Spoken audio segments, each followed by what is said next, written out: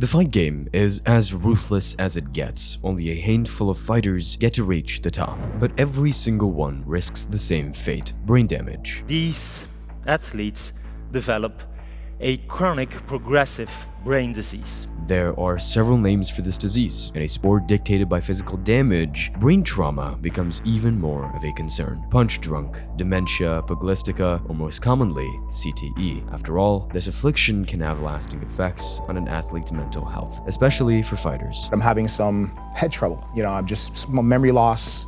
Just small little things are happening. I'm forgetting things, forgetting my words, mixing things up from time to time, forgetting, even counting backwards from like 20 down to 10 was tough, or 20 down to 0 was tough. On the surface, it sounds like the UFC is doing its best to prevent trauma. Dana White spoke about how the organization spends millions to incentivize research and run well-being checks on its fighters. In the almost 30-year history of the UFC, there's never been a death or serious injury. We spend a shitload of money on health and safety to make sure that these guys or whatever. Now in boxing, 3, 4, 5 guys die a year. It sure sounds like Dana is doing his best to prevent head trauma, but at the same time, he's the world's most avid proponent for a sport that sounds like a CTE speedrun. Leg. 2. Eat it. CTE is an inconvenient truth, a truth most people in the sport don't want to talk about. So let's talk about it. Doctors call it chronic traumatic encephalopathy. It is by no means a new condition. Papers dating back to 1928 call it punch-drunk syndrome. The early development of dementia due to a condition known as CTE, almost unique to contact sports, is now the most feared risk for millions of amateur and professional athletes across the globe. A traumatic disease caused by repeated blows to the head. And while more impact can lead to more damage, athletes don't necessarily need to get knocked out to get brain damage. In fact, in most cases, repeated trauma can lead to gradual deterioration no matter the strength of the impact. Most of the damage is going to come from practice, getting your body prepared for this kind of warfare. You have to put yourself through it, or else you won't be ready. You can't take the shots. Unfortunately, fighting sports are built on, well, fighting. And we, as fans, subconsciously praise damage, and especially how much an athlete can take it. After all, fighters with granite chins always tend to become fan favorites. You should have let me go out of my shield if I was going to go out. Man, I was still throwing punches. I was still standing there, so. Chris Matinho faced Sean O'Malley on short notice in his UFC debut. He absorbed nearly 240 significant strikes in a single fight. But when the referee stopped the fight, preventing Chris from taking more damage, he protested as he wanted to go out on his shield. Sure, we all love to see a fighter coming back from adversity, but at what cost? Moments like that are celebrated as displays of grit and durability. They become part of the folklore of combat sports. But it also means incentivizing more damage that could lead to life-altering consequences in the long run.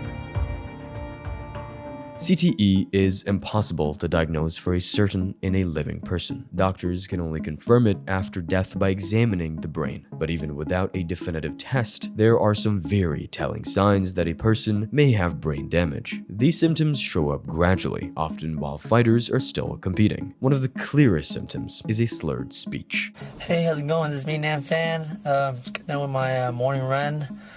Now I'm getting ready to train at my school at the Madu Academy. Yeah, how you doing?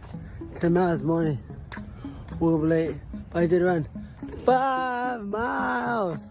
It's actually insane how a concussion can instantly affect mental health. While Max Holloway has only been knocked out once, he holds the record for the most significant strikes absorbed in the history of the UFC. In an interview years ago, the Hawaiian was showing concussion-like symptoms, and a couple of days later, he had to pull out of his fight against Brian Ortega. Well, Max, you say you feel great, and don't be offended when I say this, but you look like you just got out of bed. Are you tired? What's going on? How's the weight cut? Are you drained? I mean, you look a little sleepy.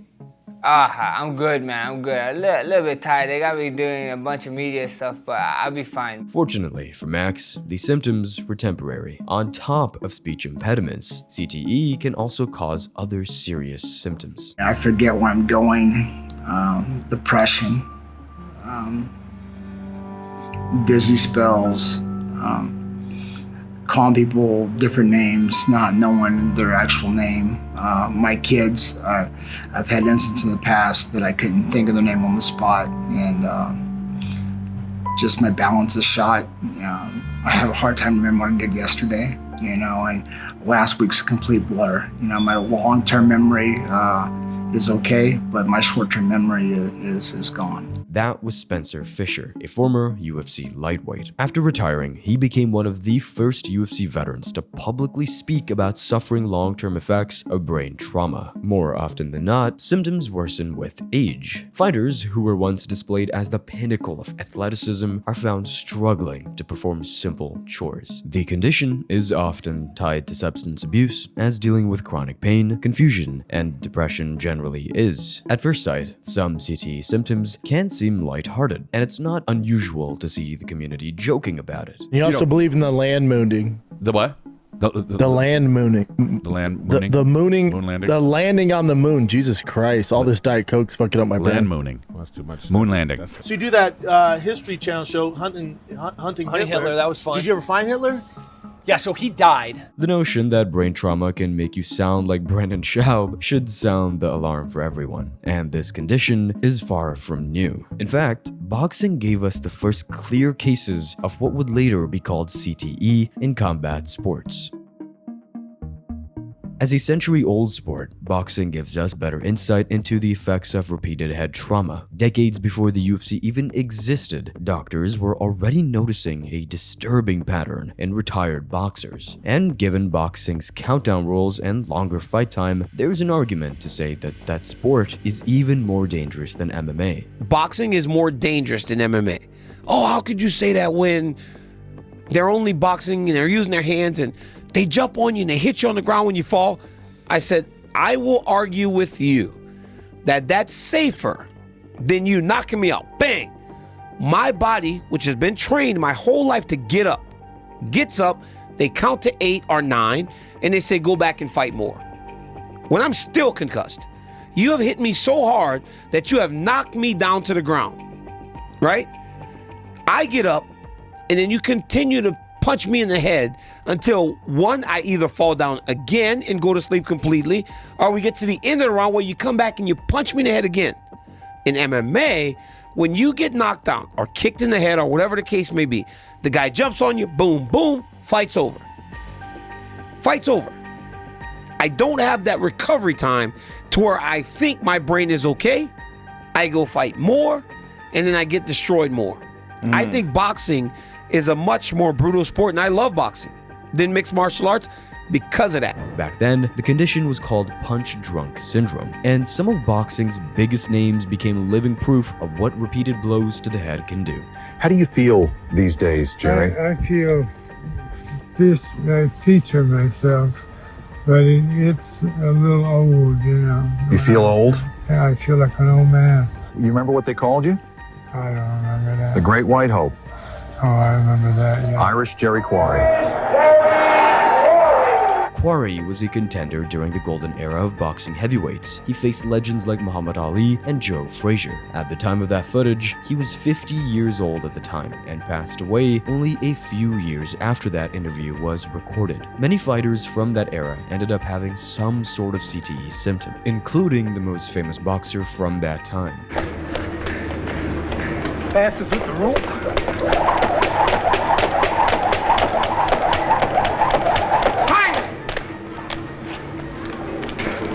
The stage is set for me to be ranked as the greatest of all time. Muhammad Ali's battle with Parkinson's later in his life was widely believed to be linked to head trauma. As one of the most influential fighters to ever grace the earth, Ali was known for his lightning-fast footwork and sharp reflexes. However, at just 54 years old, Parkinson's had already taken a devastating toll.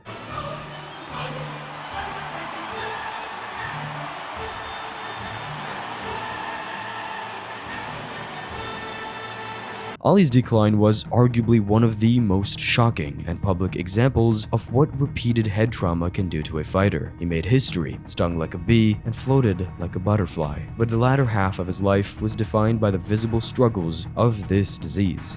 1996, Olympics. You remember that? By that time, I was a medical student, and I was shocked. I think everybody who remembers Ali trying to lighten that Olympic flame, the butterfly was broken because his brain was broken. Freddie Roach, legendary coach who worked with athletes like Manny Pacquiao and Georges St. Pierre, has also been open about how his boxing career affected his health. Roach had over 50 boxing fights. At the end of his career, his then coach asked him to retire due to early symptoms of brain damage. I probably should have retired when Eddie told me to. You know, I had 5 more fights after Eddie wanted me to retire, and I lost 4 of the 5, so he was right. But the thing is, you know, it just, I wasn't ready yet. Shortly after retiring, he was diagnosed with the same disease as Ali. At 65 years old, Roach has managed to keep his disease in check despite motor and speech issues. Experiencing the hardships of head trauma, one of his priorities became to try and protect his athletes. If I watch him closely, I know my fighters well. That's like the hardest thing in the world to do for me. It's very difficult to like tell a fighter that it's over. CTE tends to flourish years after a fighter retires. This means that even after calling it quits, athletes are still in danger of developing symptoms. And boxing has come a long way in trying to decrease trauma as much as possible. But while the sport has had time to mature, MMA, as a much newer game, has made its share of mistakes. For being such a young sport, MMA has come a long way when it comes to training practices, because back in the day, it was the Wild West out there.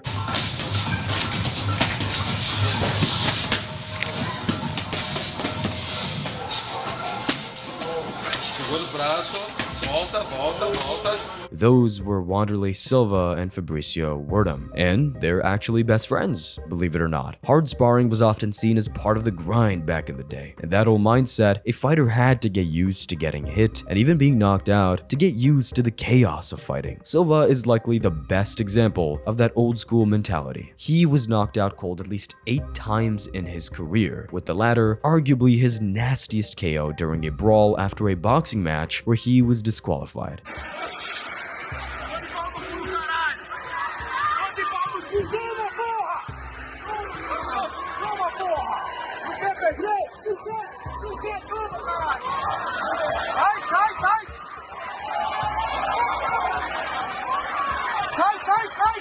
But those are the only knockouts we know about. Can you imagine how many times the axe murderer got dropped during the shoot box days? There's a story about Wanderlei and Shogun setting a debt dispute over who should pay for a puppy. Aí a gente ia treinar. Eu falei, Shogun, tá vendo esse círculo aqui no chão, ó? Vamos ficar só dentro desse círculo aqui. Se eu te derrubar, eu não pago o cachorro. Se você me derrubar, eu pago o cachorro. It's honestly no surprise that Silva has come forward saying that he has several symptoms that could be CTE. That said, this wasn't exclusive to shoot box. Other gyms like AKA and Extreme Couture were also notorious for their hard sparring culture. When you're sparring like the way we did, we didn't know any better. It was like smoking cigarettes back in the day. You just thought you could smoke and suffer no consequences. You were just idiots, man. We were just meatheads. But fortunately, MMA is clearly moving to a more professional place when it comes to training. Save y'all chickens. Save y'all chickens. Right here. You guys only get one brain. Save it. You guys don't need to do it. You sparred enough. You train enough. We know how to punch someone. You know how to slip a punch. Why are you gonna take unnecessary damage before the main game? You know, and that's just the way I think. Looking to avoid head trauma, Holloway stopped regular hard sparring in mid-2020. Other than that, several other fighters have come forward with a safer approach to fight camps. I've seen so many guys, Joe. I can't say names, but it's crazy how many guys I've seen that left their career in the gyms. Yeah, because they spar too hard. Every sparring for them, it's about winning the round. Yeah, it's about life or death. You cannot improve like this. You need to be playful. And while light sparring alone will not prevent CTE, it is a great first step toward a healthier sport. Obviously, it's still important for a fighter's development. That's when you get your accuracy and timing in check after all. But after a point, continuing to risk brain damage in the gym can be the difference between building a career and cutting it short. If I would have continued to spar the way I have when I was 16, 17, 18, 19, 20, 21, 22, like those years, if I would have continued to spar like that for these last 3-4 years, I would have been hit in the head so many fucking times, had so many more concussions. You get concussions when you spar. You just do. You get like how many concussions I've had sparring in the gym leading up to fights is crazy. Same with you, same with every fighter. And what's worse is that for the first generation of the sport, the damage is already done. There are several cases in MMA where concussions led to life-altering consequences. Back in 2013, UFC lightweight TJ Grant was expected to become the next champion. As a wrestler with good submission skills and heavy hands, Grant was a threat to anyone on 155 at the time. After going on a 5-fight win streak, TJ was finally awarded a title shot, but that title shot would never happen. TJ Grant, I don't know if you guys remember him, he won 7 fights in a row. He was actually going to fight for a title at 155, and he had concussion problems, and he retired. The former fighter states that he suffered headaches that would last for months, and the doctors would not clear him to fight again. With a newborn on the way, TJ Grant opted to walk out of the sport despite being so near the top, a decision probably for the best. With everything that has happened, it's nice to have him home to have another set of hands with the kids because they are a very young age, and you don't want to miss out on too much with them. Another UFC fighter who was forced to retire is Chris Holdsworth. Chris was an undefeated bantamweight coming to the UFC after winning the 18th season of The Ultimate Fighter. Training on Team Alpha Male, Holdsworth was part of one of the most talented pools of fighters at the lighter weights, including guys like Uriah Faber, Cody Garbrandt, and TJ Dillashaw. Chris was seen as one of the most talented up-and-coming fighters at the time. But after an alleged cheap shot by Dillashaw that gave him a concussion, everything changed. I remember distinctively, Dwayne used to come up to Chris and be like, "Hey, like, Grasshopper," he's like, "We have, TJ's fight, and he's, can you take it easy on him? Can you take it easy on him?" And Chris is a killer. Chris Chris is is fucking him up. Everybody. I mean, Chris was an animal. And I guess Chris choked him out, and TJ got out and fucking hit him in the back of the head. When he's down on the mat. When he was down on the mat. In a grappling match? Or were they sparring MMA? It was sparring, but... Knees to the back of the head. That's what... Wow. After Chris submitted him. After only 6 professional fights, Chris never fought again. But as far as brain damage goes, it's safe to say that Grant and Chris got out of the sport exactly when they needed to. Because for the fighters who stayed in the fire, the aftermath was brutal.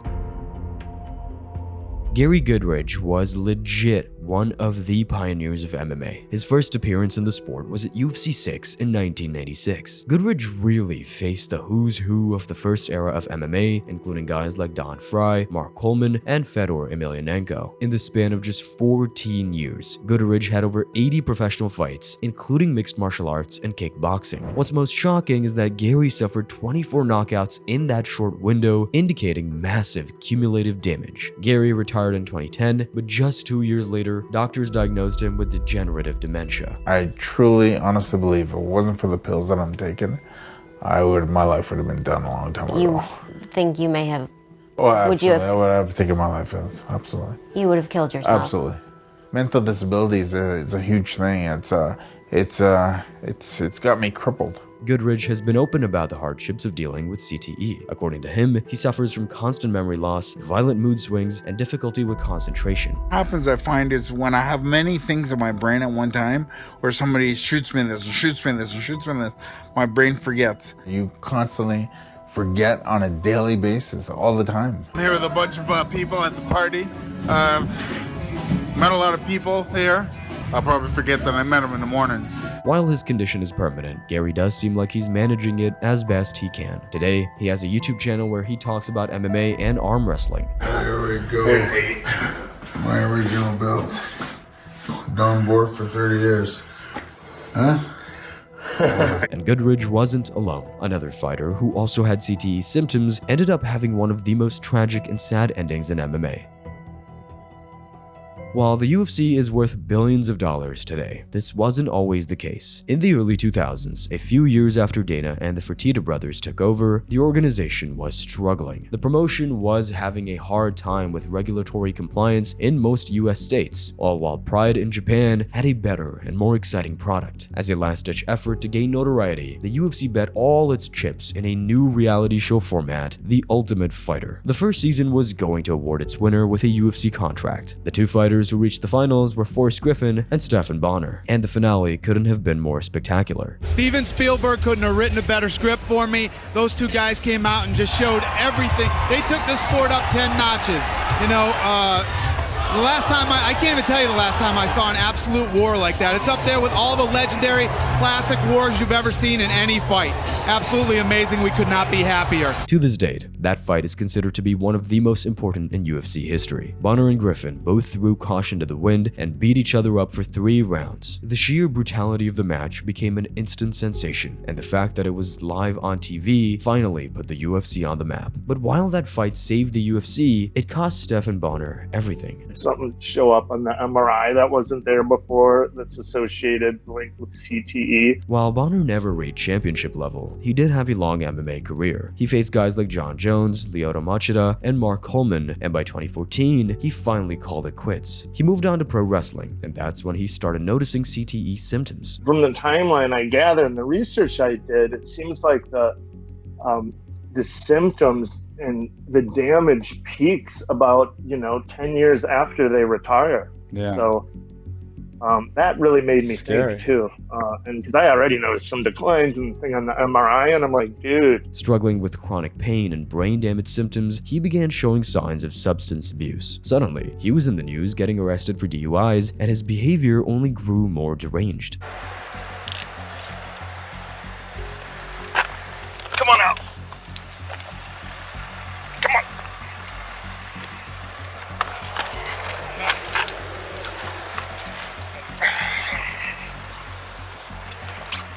In 2021, he released a video of an altercation with hospital staff, where his behavior was significantly more deranged. By then, the community had caught on to the notion that the fighter may have had addiction problems. I'm at Henderson Hospital, and they're gonna arrest me. They won't treat me because I get prescribed oxycodone 10 milligrams, and I got it filled a few weeks ago. Anyway, last week when I broke my vertebrae pro wrestling off the top rope. Less than a year later, Bonnar was found dead, a victim of overdose at just 45 years old. The coroner later ruled his death an accidental overdose involving fentanyl and other substances. Certainly one of the saddest stories in the sport, where a man who literally helped build MMA's popularity died alone without any help. All those years, I entertained you. I didn't get anything from the UFC. I had no health insurance besides get paid for the $5,000 for the fight that saved the sport. Bonnar's downfall was tragic, but he wasn't the only legend to suffer outside the cage. And while the sport moved on without him, another Hall of Famer may be walking that same dangerous path right now. BJ Penn was known as the prodigy for good reason. The Hawaiian was one of the first well-rounded fighters in MMA. To this day, he is in the conversation for the lightweight GOAT. He held the record for the most title defenses in the division for 15 years before Islam beat the record in 2025. That's why I always put BJ Penn in the list of all-time greats. Because during that run, when BJ Penn beat up Diego Sanchez, and when BJ Penn fucked up Sean Shirk and Joe Daddy Stevenson, when he did that, I'm like, that BJ Penn might be the baddest motherfucker alive. Like, he might be the baddest motherfucker alive. Like, I would have put that BJ Penn, I would have loved to see that BJ Penn versus Khabib. That would have been fucking crazy. Penn fought everyone in front of him. He competed as a featherweight all the way to heavyweight when he faced Lyoto Machida in an open weight tournament. BJ was also one of the first fighters to win UFC titles in 2 different divisions. But after losing his belt in 2010, BJ's nearly perfect career would end up tarnished by a crazy streak of losses. Instead of walking away at his peak, Penn kept fighting and losing well past his prime. BJ is too tough for his own good. BJ might not be knocked out, but the shots that BJ took would have knocked out a normal human being. He's had his head bounced off the canvas like a basketball by Matt Hughes, by George St. Pierre, and then Rory just did it to him. BJ Penn has left that octagon looking like a fucking alien. He's too tough for his own good. You don't knock out BJ Penn. BJ Penn absorbs every amount of punishment you give him. Doesn't mean he hasn't been taking damage. He's taken a lot of damage, and I don't want to see him take any more. Believe it or not, BJ went almost a decade without winning before finally retiring. But while retirement could be an opportunity to step away gracefully, for Penn, it became the start of a darker chapter. Shortly after retiring, the former champion was seen in several street fights, even getting knocked out in one.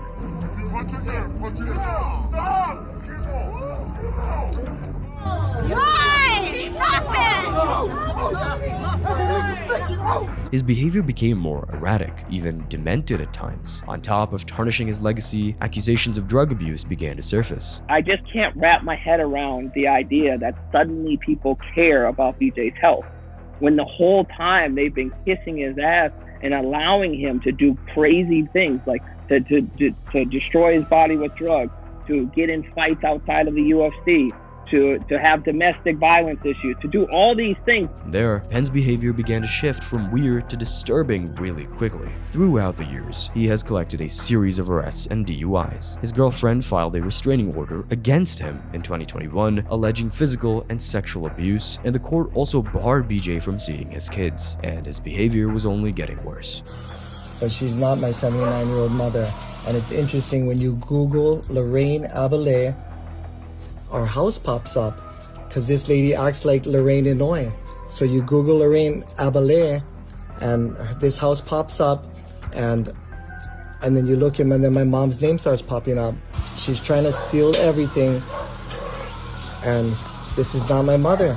Penn began to spiral so far that he claimed the people closest to him weren't who they said they were. Today, he's convinced that friends and family around him were imposters, and these delusions are putting his mother and the rest of his family in great danger. Lorraine said that on Sunday, May 25, 2025, her mail was missing from the mailbox. She later saw her mail in the back seat of a vehicle occupied by her son. BJ denied it was Lorraine's mail, which led to Lorraine making the decision to contact the police again. In order to prevent Lorraine from reaching the police, BJ shined a flashlight in her face. When she attempted to get the flashlight away from him, BJ allegedly grabbed her arms and shoved her against a motor vehicle. His family believes Penn may be suffering from a rare condition doctors call Capgras delusion, a mental health disease where a person believes those around him have been replaced. Symptoms include paranoia, agitation, and aggressive behavior. The delusion can also stem from organic brain disorders like traumatic brain injury, brain tumors, stroke, and CTE. Unlike Bonnar, whose tragedy ended in overdose, Penn is still alive and unraveling. His family fears for their safety, and fans fear they're watching another Hall of Famer lose himself to the damage that made him great. With growing evidence that some of the first generation of UFC greats are succumbing to CTE, we should now turn our attention to Dana White, the face of the company, and talk about his latest business venture. If boxing and MMA are sports that could lead to brain damage, Power Slap feels like a first-class ticket to dementia. Look at that, you want to hit through the opponent. The sport, if you can call it that, involves getting hit in the head with no defense whatsoever. It takes no training, no skill, only the ability to absorb impact with your face. It's certainly odd. On a surface level, the UFC does work to create a safer environment for fighters. The promotion invests heavily in CTE research institution and pays for MRIs before and after MMA fights. Also, Dana White used to show genuine concern for a fighter's brain health. He took so much fucking punishment in this fight. I'm freaking out a little bit, man. I don't like it. This reminds me of the kind of the fight where the fight's over and he walks them back and fucking dies. Yeah. And I think that fucking Herb Dean should have stopped it in the fourth round. Yeah. He was wobbling all over the place. When he had him up against that cage in the group, that's when he had it. He should have stopped the fight right there. When this fight's over, no stopping, no talking. Yep. Get this kid in an ambulance and get him the fuck out of here. Hey guys, I want him out of here. Don't talk to anybody and go right to the fucking hospital, man. All right? All right? Still, when the same group is actively promoting a sport that's so stupid it makes phone booth boxing look good, something is off. Unless you're negotiating contracts, you're not getting paid. What do you think the least someone's getting paid to do that is? I mean, like $1,000, five grand. According to one of its champions, slap fighters make a couple of grand per fight, which seems rather cheap when the exchange involves forgetting how to tie your shoes when you're 50. Even Dana White's stance about brain damage has changed dramatically since Power Slap became a thing. If doctors had their way, there'd be no football, there'd be no soccer, there'd be no boxing, there'd be no UFC.